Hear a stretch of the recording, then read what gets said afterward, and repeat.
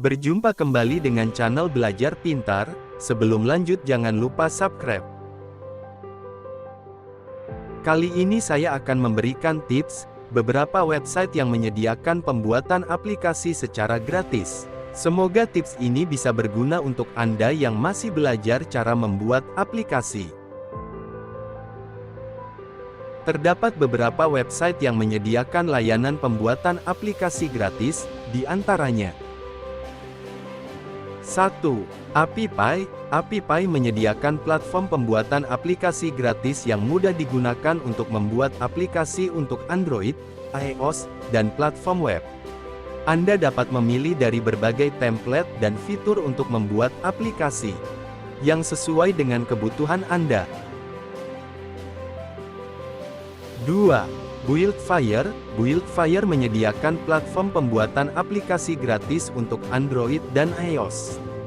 Anda dapat memilih dari berbagai fitur dan integrasi, seperti push notification dan pengoptimalan SEO, untuk membuat aplikasi yang unik.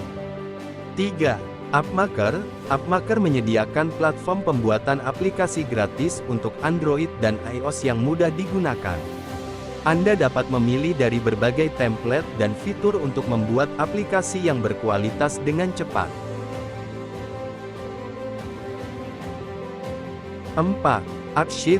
AppSheet menyediakan platform pembuatan aplikasi gratis yang dapat digunakan oleh pengguna tanpa pengalaman pemrograman.